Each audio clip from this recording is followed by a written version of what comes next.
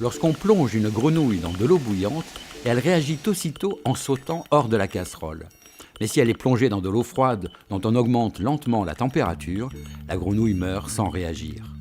La leçon de cette fable s'applique à l'homme confronté au réchauffement climatique.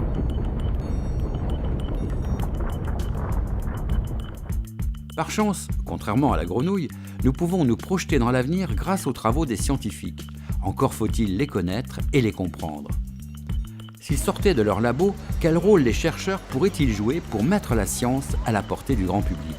Comment faire prendre conscience des dangers du réchauffement climatique et répondre aux questions que les Français peuvent se poser ? À Toulouse, 3 scientifiques et une responsable de projet culturel ont eu une idée un peu folle. Présenter une exposition itinérante sur le climat à bord d'un train.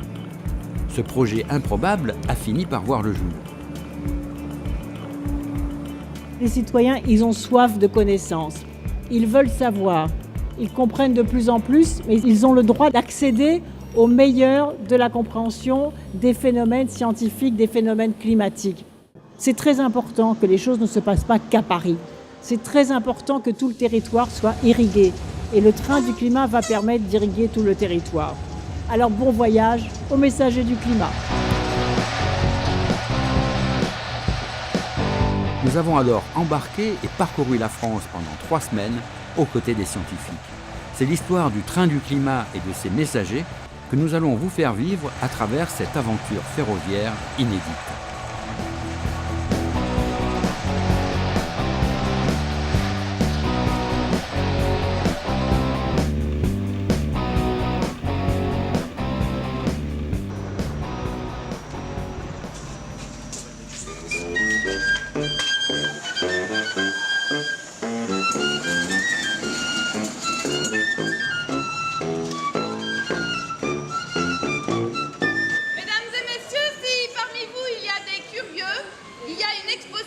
Qui est installé sur le quai 1B qui vous raconte l'évolution climatique de la planète. Si vous voulez y aller, on vous y emmène. Reprise.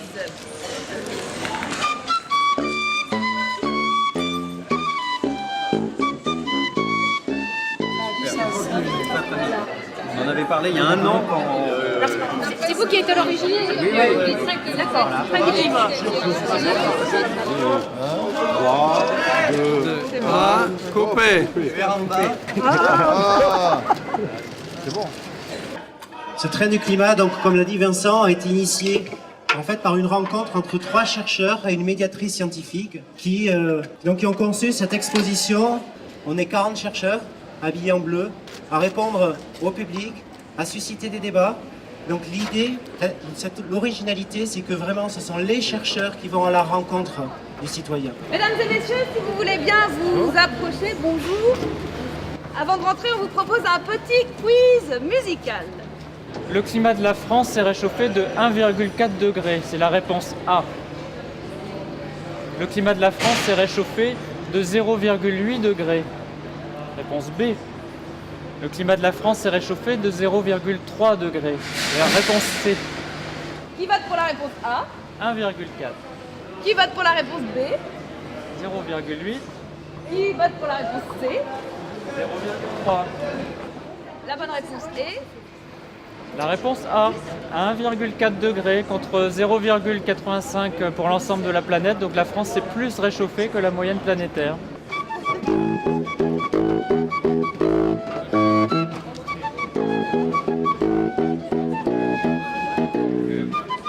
Alors le train du climat, c'est 3 wagons d'exposition sur le changement climatique. D'accord ? Dans le premier wagon, on va essayer de comprendre un petit peu comment les scientifiques ont étudié le climat dans le passé. Pourquoi les scientifiques ont voulu connaître le climat dans le passé ? C'est pour essayer de mieux le représenter, essayer d'en faire un gros logiciel, un gros logiciel mathématique 3D un petit peu compliqué, pour pouvoir faire des prédictions climatiques et voir un petit peu comment le climat va évoluer dans le futur. Dans la deuxième partie, on vous présente des effets au cas où nous ne changions pas de mode de vie. Et dans la troisième partie, pour ne pas finir complètement déprimé, on vous présente les solutions et en particulier des solutions qui ne sont pas complètement clés en main, mais des solutions qui sont au débat. C'est comment on peut réduire de façon massive nos émissions de gaz à effet de serre de façon déterminée et rapide. D'accord. On y va ? Allez, c'est parti.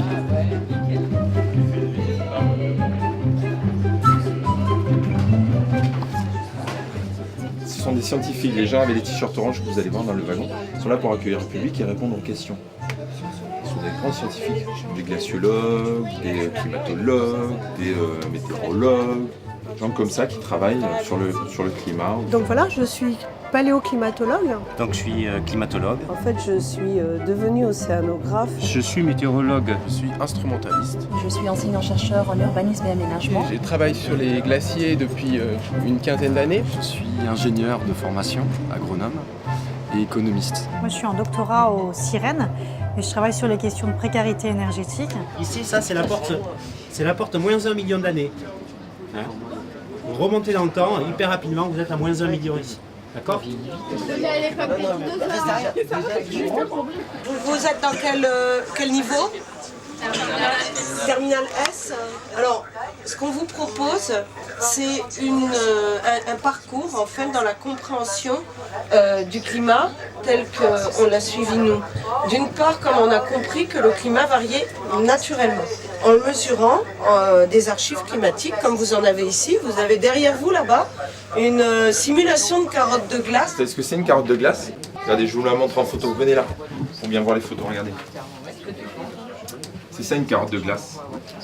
C'est un tube de glace qu'on est allé creuser dans les zones polaires, surtout en Antarctique, parce que c'est là où on peut creuser très profond la glace. Car c'est une machine comme ça. Voilà, on fait un carottage et on sort, on appelle ça une carotte parce que c'est la forme d'une carotte. Alors où est-ce que tu ranges tes livres toi ? Chez toi ? Ouais. Et où est-ce qu'on range les carottes ? Dans une carothèque. C'est ça, bravo. En Antarctique, il pleut 2 mm par an. 2 mm par an, c'est pas beaucoup, c'est moins que dans le Sahara. Alors il pleut pas, il neige. Et cette neige, quand elle s'accumule, elle forme de la glace. Et quand elle forme de la glace, elle piège des bulles d'air qu'on voit ici, vous voyez. Et il y a un homme qui s'appelle Claude Lorius, qu'on voit sur la télé, un monsieur un petit peu âgé maintenant. Et alors ce monsieur-là, il a une petite histoire. C'est qu'à un moment donné, lorsqu'il faisait des sondages, un soir après une dure journée de labeur, il a voulu se servir un petit apéritif. C'est lors d'un forage déjà, où en buvant un whisky, on a mis j'ai mis dans mon verre un petit morceau de glace qu'on venait de récupérer, et les bulles se sont mises à éclater. Et c'est là que l'idée a germé. Ces bulles, est-ce qu'elles ont conservé fidèlement l'empreinte de l'atmosphère passée ? La glace, les petites bulles d'air correspondent à l'atmosphère d'il y a à peu près 1 million d'années, entre moins 800 et 1 million d'années. C'est la neige qui est tombée à cette époque-là. Dans la neige, il y a plein d'air. Voilà. Et cet air a été capturé et on le retrouve au fond à 3000 mètres. Et on arrive à reconstruire le climat. Ça vous donne une idée de la composition de l'atmosphère à cette époque-là. 2 degrés, 5 degrés. Comme si on remontait dans le temps. C'est vachement bien. Grâce aux bulles d'air, c'est vraiment, on appelle ça les archives de la planète. Voilà. C'est comme si on avait lu dans un grand livre, un vieux livre, pour connaître toute l'histoire de la Terre. Alors les climatologues, on aime bien aussi savoir ce qui se passe au jour le jour, pratiquement, ou voir d'une année à l'autre. Est-ce qu'il y a des années très chaudes, des années très froides, comment ça se passe? Et ça, c'est un peu toute la variabilité du climat. Et alors pour faire ça, qu'est-ce qu'on va utiliser? C'est autour de vous là. Le bois. Et pourquoi? Parce que. Bah oui, mais parce que quoi? Qu'est-ce qui fait le bois tous les ans? L'arbre. Il pousse. Voilà. Et regardez bien, on a les stries des arbres. Et donc il y a une saison où il va pousser, c'est la strie un peu large. Et une saison où il va se ratatiner, il va se mettre en hibernation en quelque sorte. Et donc chaque fois vous avez une mesure d'une année. Voilà. Et on peut compter l'âge de l'arbre, ça vous avez dû en entendre parler. Donc le climat pendant 800 000 ans, il a fait que ça. Un coup j'ai très froid, un coup je suis plutôt tempéré. Ce sont les variations naturelles du climat. Et vous savez combien de temps il lui fallait pour passer d'une ère glaciaire à une ère interglaciaire? Pour se réchauffer comme ça et se refroidir? Vous avez une idée? En âge? 3 ans, 1000 ans ou 100 000 ans? 100 000 ans. 100 000 ans. Et effectivement, bravo. Et retenez bien ces deux chiffres les enfants. Il faut 100 000 ans pour passer de là à là, pour une différence seulement de 7 degrés.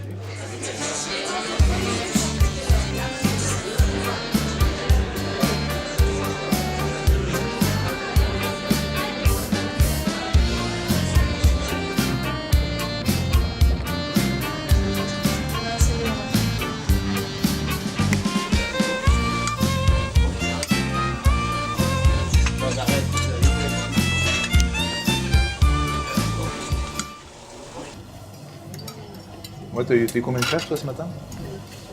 Combien de classes 2 ou 3 je crois. J'ai vu un peu des petits aussi avec leurs parents, ça c'est génial. Oui, quand il y a des groupes multi-âges, c'est vrai que c'est... J'en ai eu un là aussi, juste le dernier là. J'aurais dit qu'est-ce qui se passe c'est Christophe qui m'a donné celle-là, que quand vous attendez dans les bouchons en allant en vacances derrière votre vitre là, ah bah ça chauffe, bah voilà. L'effet de serre c'est une vitre. Ça chauffe, donc on est obligé, il faudrait qu'on ouvre la vitre, mais on peut pas. Sinon on pourrait plus respirer. Il y a pas mal ça. Il y a des séquences assez émouvantes de réactions de gens, d'échanges. Les gens sont touchés qu'on vienne jusqu'à eux. Et en même temps, ils nous posent des questions auxquelles on n'avait pas pensé. Et on sent que nos paroles peuvent faire une différence auprès de certaines personnes. Qu'ils réalisent un certain nombre de choses qu'ils n'avaient pas forcément, ou ils en avaient entendu parler, ils ne se sentaient pas concernés. Et le fait d'arriver et de lire sur leur visage l'étonnement, l'inquiétude ou le désir d'action, ça c'est très très gratifiant. Je suis un peu frappée par finalement les messages que véhiculent les petits, parce qu'on entend énormément d'enfants qui nous disent « mais on va tous mourir ». Et puis finalement, du coup, on se rend compte qu'il faut discuter avec eux pour leur expliquer que c'est peut-être un petit peu extrême, qu'on va tous mourir et qu'entre maintenant et mourir, il y a plein de choses à faire. Voilà, donc c'est assez intéressant de les voir évoluer pendant le passage dans le train. Que des personnes un petit peu âgées me disent à propos du changement climatique, peu importe, j'en ai un peu rien à faire parce que je ne serai plus là. Je peux l'entendre, mais un enfant, et ça m'est arrivé, d'avoir un enfant de 5 ans me dire cette phrase-là. Et là, je ne l'ai pas lâché jusqu'à la fin de la visite pour qu'il ressorte gonflé à bloc. Les sentiments qu'on a pu avoir, les émotions qu'on a ressenties, nous ont aidés à affiner certains messages. Et aussi, de façon très, très humble et simple, il y a des moments où on enlève notre casquette de scientifique, on dit voilà, on est des citoyens dans la même barque, comment on fait pour réfléchir ensemble aux solutions. Ce sentiment d'accomplir une mission est partagé par l'ensemble des messagers. Pour la mener à bien, ils doivent accueillir et guider chaque jour souvent plus d'1 millier de visiteurs. Un tel rythme, mais aussi leurs obligations professionnelles, limitent leur temps de présence à bord à 1 semaine. Ils passent alors le relais à une nouvelle équipe. Les nouveaux arrivants doivent se mettre rapidement au courant avant de se lancer dans le grand bain de l'exposition. Bienvenue à bord. Très bien. Enchanté. Bienvenue à bord. Audrey. Salut. Salut. Bonjour. Bien. Bonjour. Ouais. Vous avez votre t-shirt déjà ou pas? Non, remarque pas besoin. Parce que ce que je vous conseille en fait, c'est de ne pas découvrir l'expo demain en commençant à faire la visite, mais de venir avec nous avant que ça se termine à 19h et faire au moins un jet en fait. Ouais, c'est ce qu'on s'est dit. Vous avez rendez-vous avec Pascal? Ah bah vous avez déjà un rendez-vous? Bon bah c'est bon là. Vous avec Pascal, tant qu'à moi. À tout à l'heure alors. Ouais, ça marche.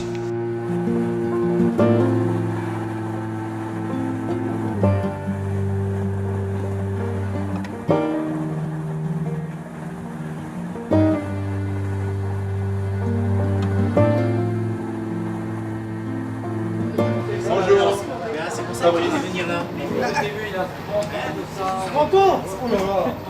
Alors, bienvenue, donc Béatrice, donc bienvenue, c'est le pont d'accueil. En initiation, c'est simple, vous y arrivez, vous prenez un groupe et vous vous démerdez. Et on précise quand même que c'est un train historique, c'est-à-dire que... Et c'est un train historique, c'est-à-dire c'est vraiment un train, c'est une rame Mistral. Ces rames-là datent de 1969. Oui, c'est vraiment le dernier train comme ça.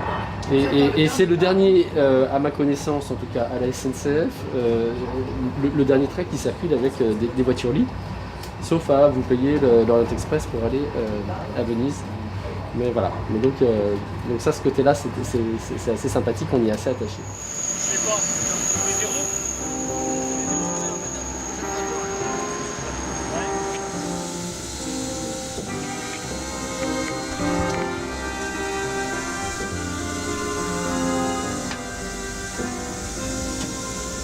mon travail de conduire, donc déjà je fais mon travail. Après, c'est vrai que de notre côté, je suis un peu plus heureux parce que c'est quand même un message qu'on amène aux gens.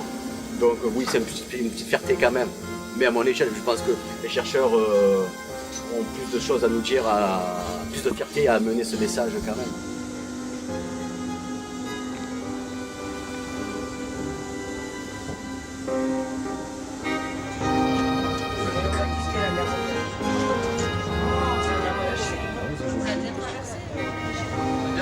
À bord, la vie est rythmée par les repas pris en commun, des moments d'échange pour les messagers qui soudent l'équipe. Et une occasion rare de discuter avec des collègues de disciplines différentes. Qui sait, de ces rencontres dans la voiture-restaurant d'un train Mistral naîtront peut-être de nouveaux projets communs.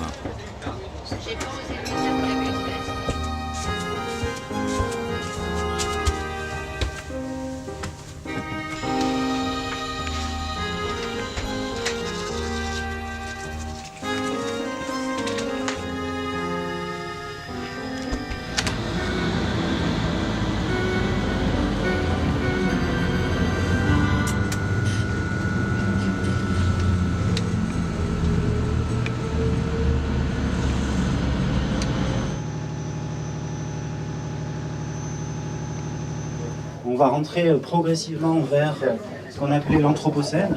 L'Anthropocène, c'est le début de l'ère industrielle. C'est un terme qui avait été imaginé par un prix Nobel de chimie, Crutzen, pour essayer de décrire ce nouvel âge dans lequel on entrerait, un âge dans lequel l'augmentation de la concentration des gaz à effet de serre liés à l'homme pourrait modifier l'environnement et en particulier, bien sûr, le climat.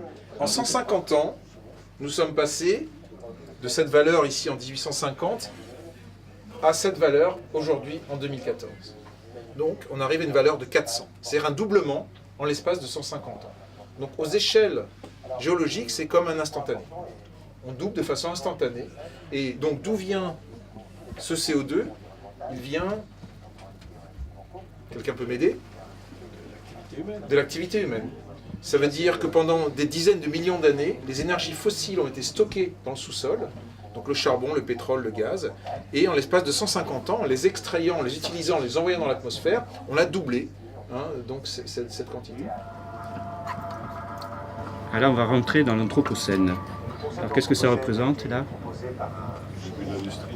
Ouais, le début de l'industrie avec l'utilisation des combustibles fossiles. Le pétrole, c'est une deuxième source de carbone donc, qu'on injecte dans l'atmosphère sous forme de CO2 parce qu'on utilise le pétrole pour l'essence, pour le diesel, pour le plastique. Donc ça c'est dans les années 1850. Donc là on commence vraiment à voir la forte augmentation des concentrations. Le changement climatique nous concerne tous. Découvrez ses impacts, enjeux et solutions à bord du train du climat. Enfin, ce qu'on veut vraiment aussi, c'est de se dire que le train, c'est pour chacun un espace de... Voilà. C'est un espace libre d'expérimentation, d'invention. Chacun d'entre vous a trouvé sa forme, son entrée particulière et qui lui correspond. Chacun s'invente en fait sa propre façon de le raconter. Ah oui, bien sûr. Mais c'est ça qu'il faut garder comme un peu de fraîcheur, capable de réagir à ça un petit peu. Et ce qui est magique ici, quand même, à bord du train, c'est que le fait qu'on ait des scolaires de tous âges, le fait que des gens viennent avec leurs parents, et le fait qu'on ait après des personnes... on va balayer une variété de publics et effectivement, eux, ils nous donnent la possibilité de changer notre discours, ils renvoient à notre écho. Le dialogue, il se fait aussi parce qu'il y a le ressenti des gens en face de toi et ça, c'est vraiment important. La COP21 était pour la communauté scientifique française une occasion de réfléchir justement à comment porter la science et le rôle de la science dans des débats qui sont plus politiques. Alors, et là, ce que fait le train, c'est de toucher à un domaine clé, c'est celui de l'éducation. Les gens savent qu'il y a un réchauffement climatique, mais assez peu savent que c'est dû à nos émissions de gaz à effet de serre.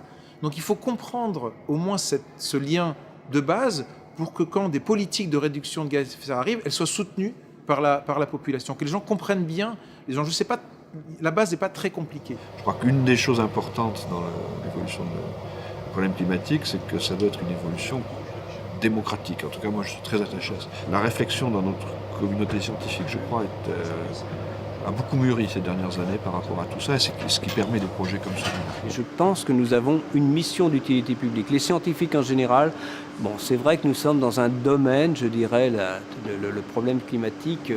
Je dirais que les recherches que nous faisons, auxquelles nous participons collectivement, nous amènent tout de suite sur un vrai problème de société. Il y a cette belle image de Michel Serres dans l'exposition qui dit « on est sur un bateau ». Et là, on a fait un trou dans le fond du bateau.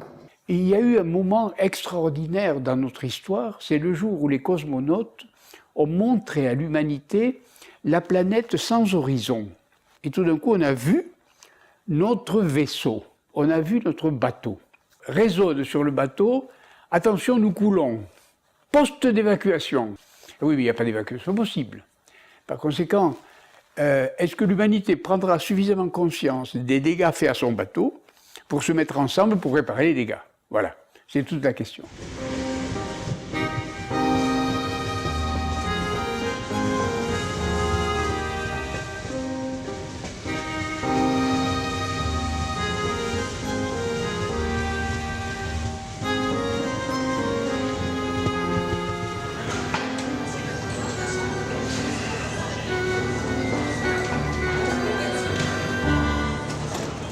Est-ce que ce matin, vous avez eu des questions, des problèmes particuliers ou comment... Moi, j'ai eu un climato-sceptique qui m'a pollué. Oh là là. Si tu veux, c'était du style, vous dites annoncer ça, monsieur, sortez-moi la publication. Moi, je peux vous sortir une publication de mon cartable qui vous prouve le contraire. Qu'est-ce que tu veux faire contre ce genre de choses? Alors, effectivement, à un moment donné, ce que tu peux faire, on en a discuté l'autre soir, c'est de dire, eh bien, prouvez-moi. Mais je lui ai dit. Prouvez-moi. Mais ils sont tellement de mauvaise foi que quelque part on est désarmé par rapport à ces... Parce qu'ils arrivent avec des pétris de certitudes et beaucoup de mauvaise foi et pas du tout d'argumentaire scientifique. Donc on est désarmé. Voilà, qu'est-ce que tu veux faire contre ça? Je lui dis, mais monsieur, je suis agronome, j'observe le terrain, je vois les sommes de température augmenter, je vois la floraison des cultures avancées, je vois des problèmes, et vous niez ce genre de choses. Et puis il y a les modèles. Et il y a les modèles, je lui dis, c'est ce que je lui ai dit, mais tu ne peux pas discuter, c'est comme si tu parlais à quelqu'un qui parlait une autre langue. Ce que vous voyez ici, c'est une grille modèle de climat. Qu'est-ce que c'est qu'un modèle de climat? C'est un machin dans lequel on met, si mes collègues du modèle ils étaient là, ils n'aimeraient pas, mais c'est un machin dans lequel on met tout ce qu'on sait.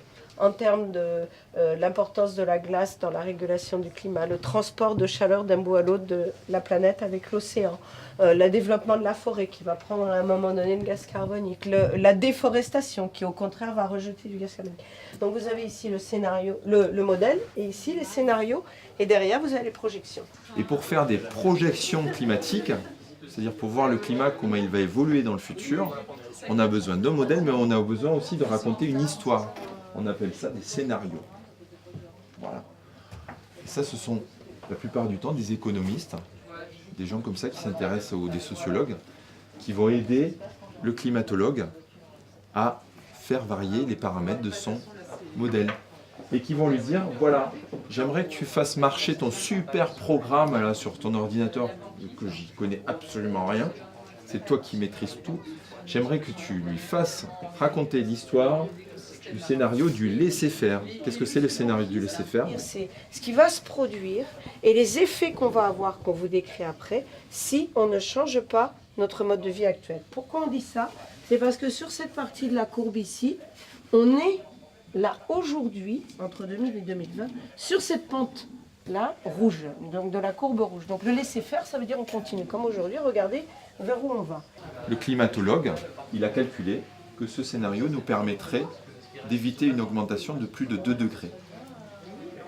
La température moyenne de la Terre va augmenter de 2 degrés. C'est peut-être beaucoup, mais c'est déjà limité. La Terre, elle prend un gros coup de chaud si on laisse faire ce scénario. Elle va avoir d'un coup une grosse bouffée de chaleur et vous allez voir, il y a plein de choses qui vont se passer au niveau de la Terre. Et voilà, vous allez comprendre pourquoi il faut faire en sorte qu'on se retrouve là. D'accord? Mais j'ai confiance en vous, moi.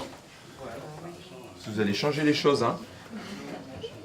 Vous n'êtes pas paniqué. Vous n'êtes pas paniqué, là. Ouais. Parce que des fois, les gens, quand j'arrive là, je Tu vois les yeux qui font comme ça. Et j'essaie de leur dire, attention, on n'essaye pas d'être, on ne veut pas avoir un discours alarmiste. De toute façon, justement, le troisième wagon, vous allez terminer avec des solutions. Vous allez pouvoir discuter avec des gens. Vous allez voir, il y a des choses à faire.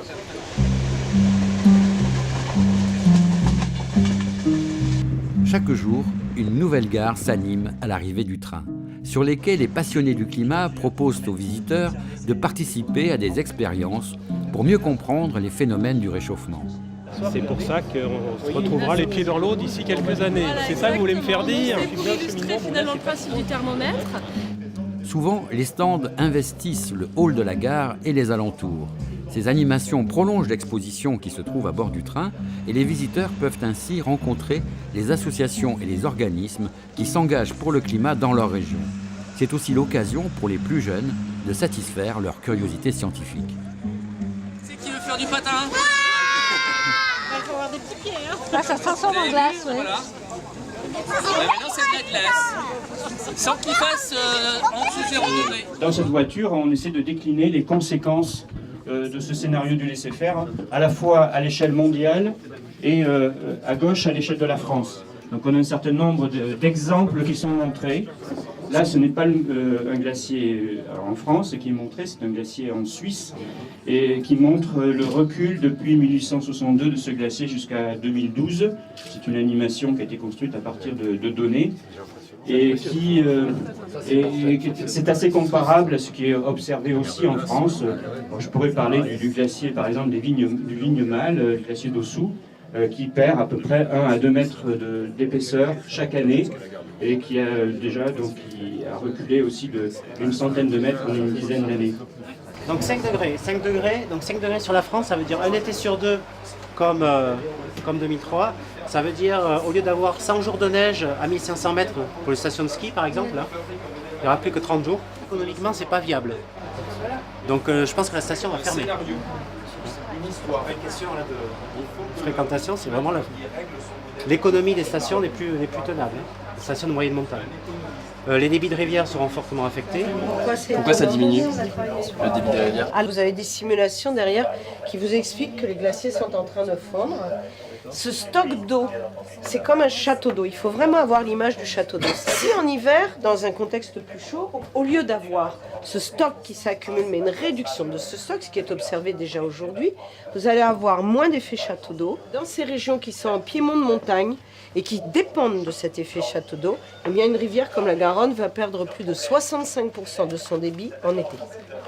Dans une projection 2070-2100 à peu près. Et donc la question qui va vous être posée, c'est comment vous faites différemment pour continuer à vivre en utilisant éventuellement moins d'eau, d'accord? Ou alors vous dire aussi que peut-être que si vous ne voulez pas épuiser l'eau, il faut peut-être mettre moins de gaz à effet de serre pour avoir un réchauffement moins fort et garder de l'eau dans les rivières. La culture du merlot, aujourd'hui, elle est possible dans le Bordelais, dans les Corbières, ici, dans le sud-ouest, et dans les Bouches-du-Rhône. Dans 100 ans, on estime que le merlot, on va pouvoir en faire à Colmar et même à Rennes. Aujourd'hui, il y a des gens qui achètent des terrains en Angleterre pour commencer à cultiver du champagne. Du champagne anglais. Là, généralement, il y a toujours quelqu'un. On aura tout vu. Je vous le fais pas dire. Oui, mais quand il y aura plus d'eau, les poissons, comment ils vont? Alors attendez. Halte. Là, on était sur les rivières. Donc les rivières, effectivement, c'est pas des gros réservoirs d'eau.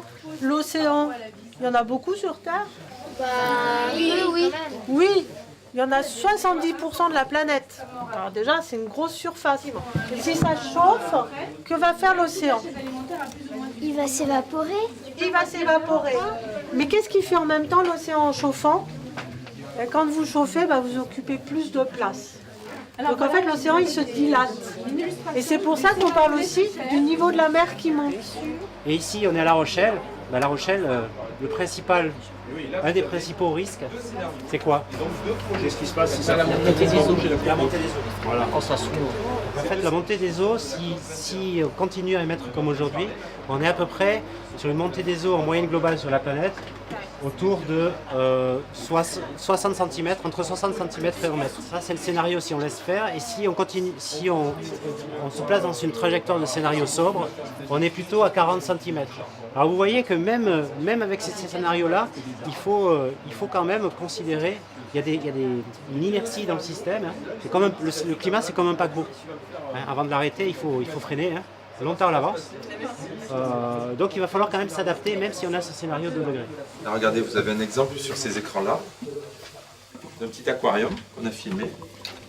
Là, c'est un aquarium comme il est, on avait pris de l'eau dans la rade de Brest. Là. Et puis là, l'aquarium qui est un peu plus acide. Vous arrivez à voir toutes les différences sont. L'anémone. L'anémone. Ah, vous en connaissez déjà, l'anémone, il n'y a qu'à Brest où on voit... Ah ouais, ils ont tous les noms là. Bon, il n'y a plus les poissons, mais il y a des espèces comme ça qui prolifèrent. La rascasse. Où ça, il y a la rascasse? Il n'y a pas de rascasse. Ça aussi a vraiment changé tout le milieu marin. Il n'y a pas de... Et tout ça, c'est toute la chaîne alimentaire, tout l'écosystème marin qui est impacté. Voilà. Je ne sais pas si à Brest, on mangera encore beaucoup de poissons dans 5 ans. J'espère, mais voilà. Moi, je suis allergique aux poissons frais. Oh, mais ça! Mais ça alors?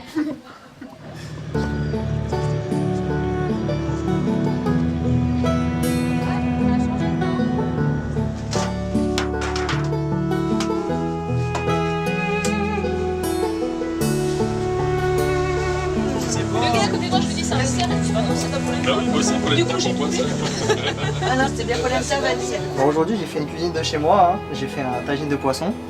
Donc, poisson, donc ça va être un filet de julienne. Je pourrais pas me permettre de cuisiner un poisson surgelé et leur donner à des chercheurs qui sont quand même liés au milieu des océans, etc. Je pense que ça leur ferait pas trop plaisir. Donc, autant faire quelque chose de frais.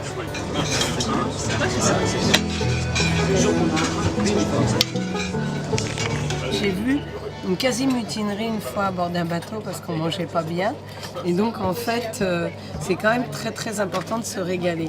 Et le cuistot est une des personnes les plus importantes du bord. Alors moi, mon rôle est de quand même essayer de bien faire à manger à mes clients, leur faire un maximum plaisir pour qu'il y ait quand même une bonne ambiance au sein du train.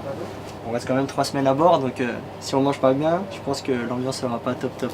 La vie à bord du train, moi ça me rappelle ce que j'ai connu pendant 2 opérations de forage au Groenland, à chaque fois pendant 2 mois et demi, où en fait il y a une espèce de micro-société qui se met en place entre ceux qui s'occupent de la logistique et puis ceux qui sont là avec plutôt un background scientifique. Et donc ce côté-là, il est particulièrement intéressant pour moi parce qu'on sort des relations professionnelles habituelles aussi. Et donc il y a ce côté de travail en équipe qui est vraiment très agréable.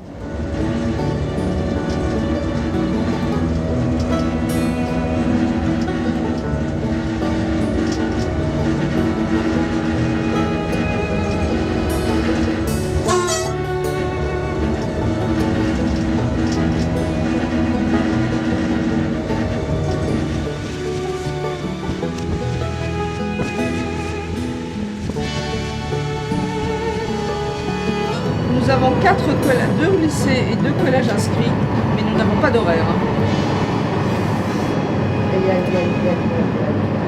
Ils vont arriver, tu verras. On va encore improviser. Voilà. Mais il y a plein de choses sur le quai à La Roche. Il y a plein de choses. Alors je sais pas si sur l'autorisation, mais normalement ils avaient prévu, nous avons envoyé la maquette de faire un bar avec des chaises longues et du sable et faire une plage sur le quai à La Rochelle. Il me fait presque vrai. On va se mettre en maillot de bain. Vous l'avez parce que c'était génial. Ouais, c'était super. En maillot de bain, on sera très beau sur la plage de La Rochelle. Il y a ambiance boîte de nuit. Il y a concert surtout là. Il va y aller, mesdames. Isabelle, qu'est-ce que vous faites ici? Parce que Renaud va s'impatienter. Venez, vous allez voir, c'est délirant ce soir. Un concert exceptionnel, rien que pour vous.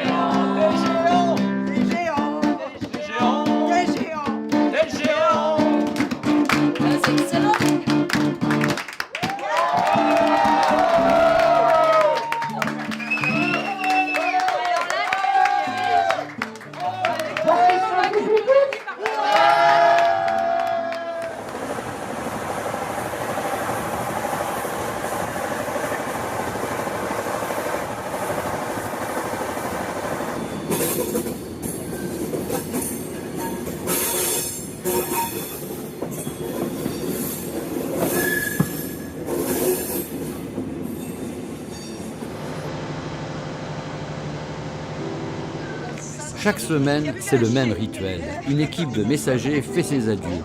L'intensité de la vie à bord a créé de véritables liens entre les chercheurs dont ils veulent conserver un dernier souvenir. Allez, la photo, allez. Merci, vous avez été génial. Merci à vous tous. Voilà, ça va me faire le tweet de soirée, ça.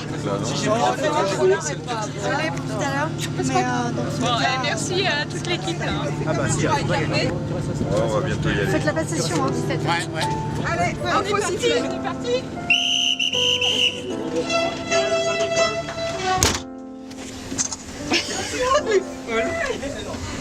Excellent.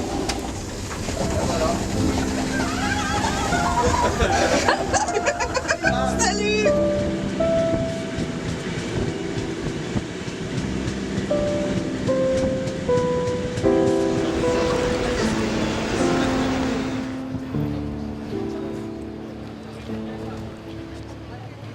En gare de Dunkerque, les messagers reçoivent la visite de Thierry Mandon. Le ministère de la Recherche a soutenu l'initiative du Train du Climat. Ravi de d'être avec vous. Ça va? Je sais que vous allez me raconter tout ça. Ah bah oui, c'est grand plaisir. J'avais dit on fait ça discrètement. C'est ça.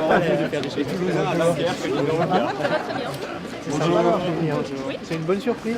Le secrétaire d'État à la Recherche et à l'Enseignement supérieur a souhaité échanger avec les messagers autour de la nécessité de partager les connaissances scientifiques avec le public le plus large possible. On a des gens qui n'ont jamais entendu parler du changement climatique. Exactement. Donc au début, ils s'émerveillent de ce qu'on fait, quand on leur montre les outils qui existent. Et quand on rentre dans la partie anthropocène, quand on rentre dans la partie impact, enfin moi ce qui était très frappant et même un peu lourd, c'est une gravité qui se met dans les regards. Ouais. Et au début les gens discutent, et à un moment donné ils se replient un peu sur eux, parce qu'ils intègrent en fait tous ces éléments-là en se disant c'est vraiment quelque chose qui touche plein de facettes différentes.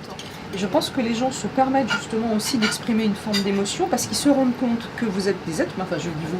Parce que moi, sur les gens sont mais c'est des vrais chercheurs. C'est des vrais chercheurs. Et ils parlent avec des mots qu'on comprend. Ils se rendent compte qu'ils ont en face d'eux des êtres humains qui sont hyper concernés, qui ont effectivement des connaissances, mais qui leur transmettent aussi des enjeux. Les acteurs recherche sur ces sujets-là sont ceux en qui on peut avoir confiance parce que ce sont ceux qui portent les données objectives. Ouais. Et que régulièrement, on voit bien d'être entraîné vers là-dessus. Ouais, on a 3 climato-sceptiques sur 1200 à 1300 personnes. On a dû avoir... Non, pas dans les élus. Dans les élus, non, mais personne, non, je ne parle pas de cela, parce que non, il reste toujours des activistes. Sur les 20 000 qu'on aura... Mais sinon, en fait, c'est plutôt ce que vous décrivez, c'est plutôt les gens de vite passer à qu'est-ce qu'on peut faire. Donc ici, on est rentré dans la 3e voiture.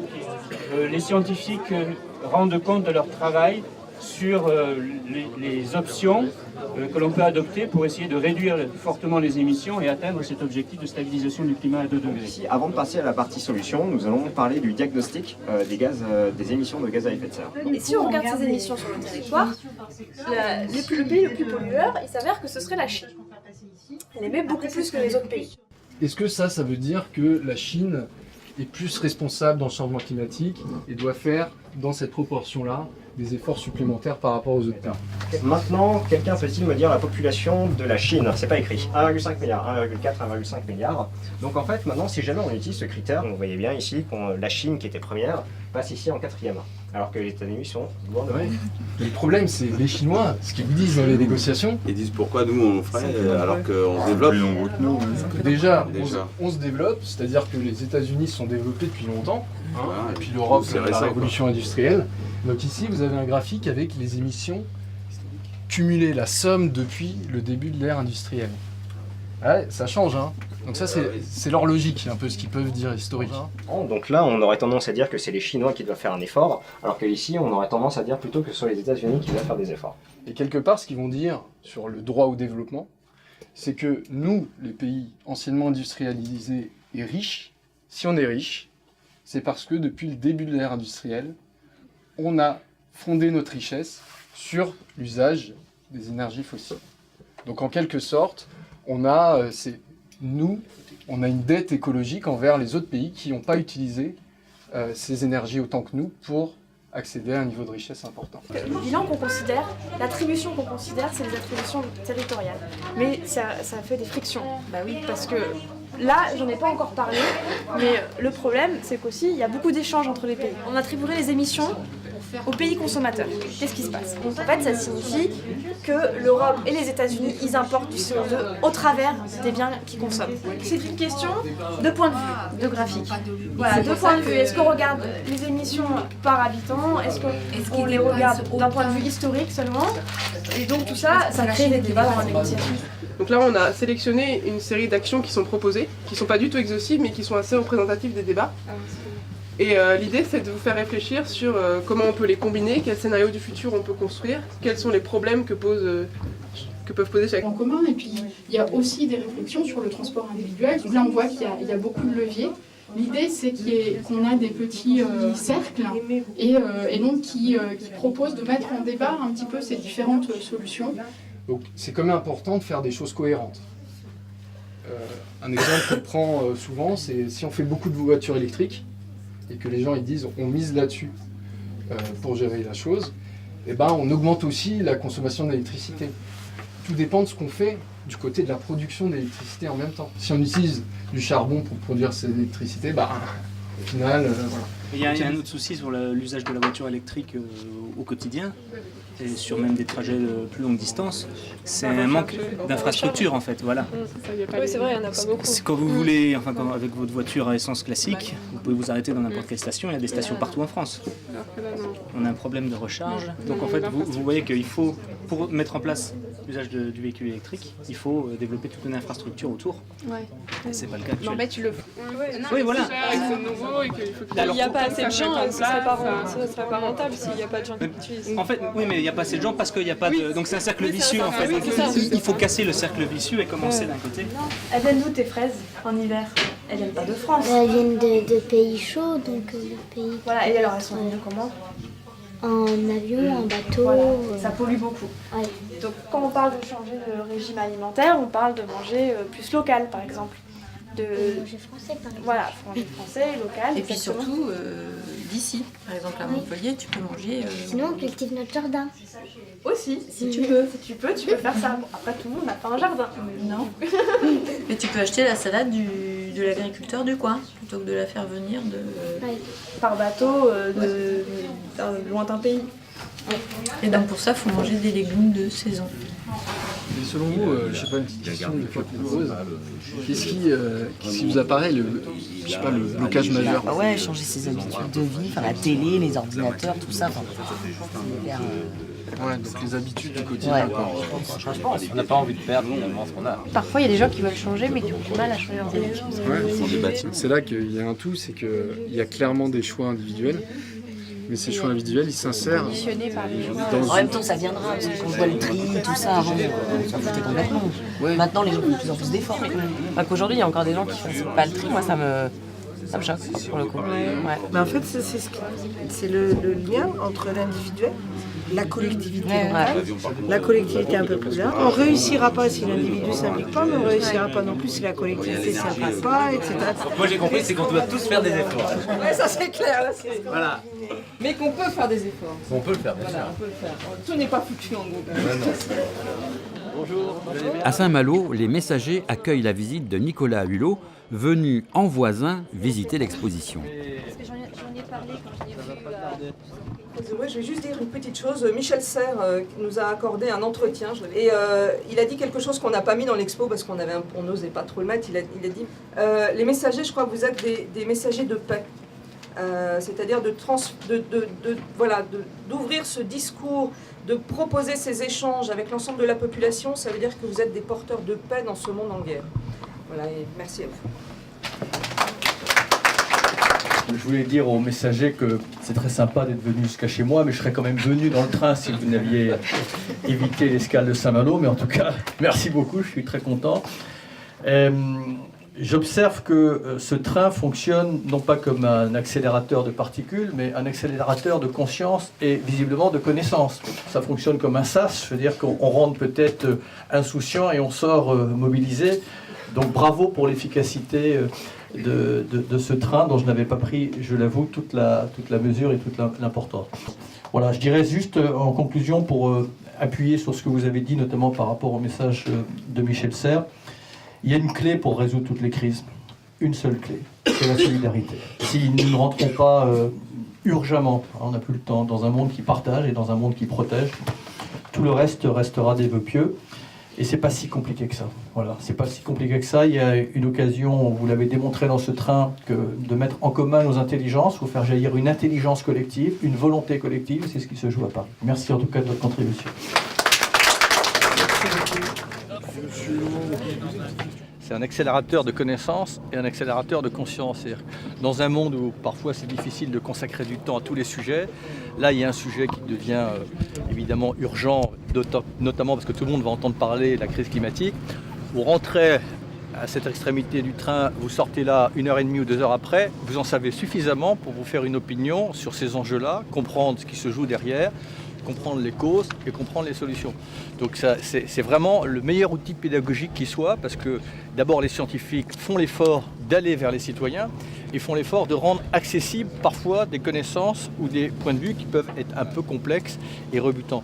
Moi, ce qui m'a frappé, c'est de voir que la planète commençait à se réchauffer, que ça commençait à être dangereux pour les fleuves et tout ça, et pas seulement pour la France, pour tous les pays. Et c'est impressionnant quand même. Donc qu'on propose effectivement des solutions, des pistes à explorer plutôt que des solutions toutes faites. Donc ça, je trouve que c'est assez intelligemment fait. Voilà. Et c'est pas trop militant, c'est ça? Voilà, c'est pas trop militant, exactement. On a des petites perceptions de l'impact du climat, mais quand on le voit de manière scientifique, avec des vraies valeurs, voilà, il n'y a plus équivoque, il n'y a pas photo, et il se passe quelque chose. Même si moi je change, est-ce que les autres vont changer? Est-ce que ça va changer? Mais le problème, c'est qu'il faut que chaque personne se dise à chaque fois, si moi je change, il y aura aussi cette personne et aussi cette personne, et au final, ça fait... Enfin, faut que tout le monde change, quoi. Je vais dire au conseil municipal des enfants de rajouter plus de pistes cyclables et essayer de manger moins de viande aux cantines et manger bio. Cette année, on a agrandi le potager. Ouais. On a pris une ruche, on n'avait pas de ruche au préalable. On essaye de faire moins de kilomètres. On essaye de rouler plus à vélo. Je vais vendre ma moto. Voilà, des petites choses. Donc moi, je faisais pas beaucoup attention à ça. Et donc grâce à cette visite, je vais faire attention maintenant. Et tu vas prendre ton vélo et tu vas aller à pied? Voilà. Livrez-moi la voiture. Aujourd'hui, nous, on est sensibilisés, mais c'est les autres qu'il faut sensibiliser.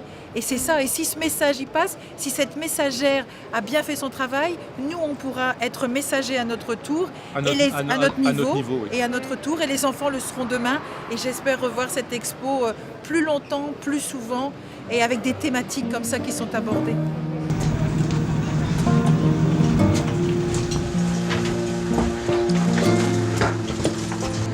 À très bientôt, et puis ça va se continuer. Ça va... Bah ouais, Paris, parce que moyen. Grave.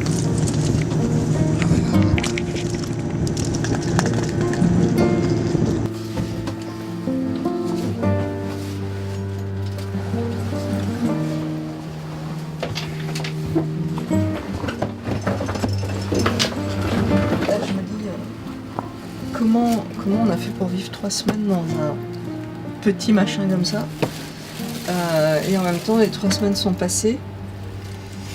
Là, ça fait une drôle d'impression. J'ai l'impression que c'était notre maison itinérante, donc je sais pas comment ça va, quelle sensation on va avoir demain. Et puis voilà, puis c'est passé à toute allure, et puis maintenant il faut qu'on pense la suite. C'est une aventure géniale, c'est une aventure humaine, absolument fabuleuse, avec toutes les équipes du train, avec les chercheurs, avec toutes ces rencontres avec le public. Enfin, ouais, c'est une belle chose. 25 000 personnes rencontrées en 3 semaines. Et vraiment avec des échanges et sur le sens de nos vies, quoi. Donc ça c'est bluffant.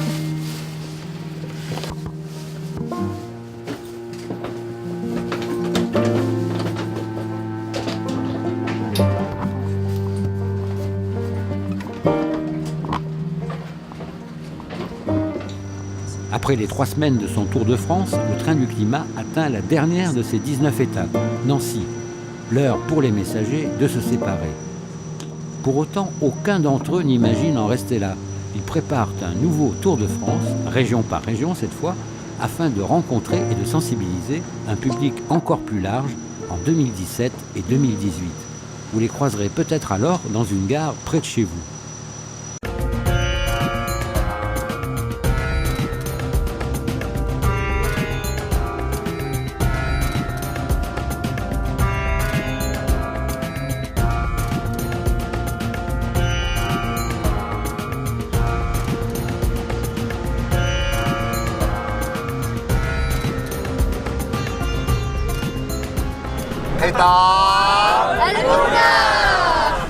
Non mais en français. En fait c'est le train du climat Maroc, Marrakech.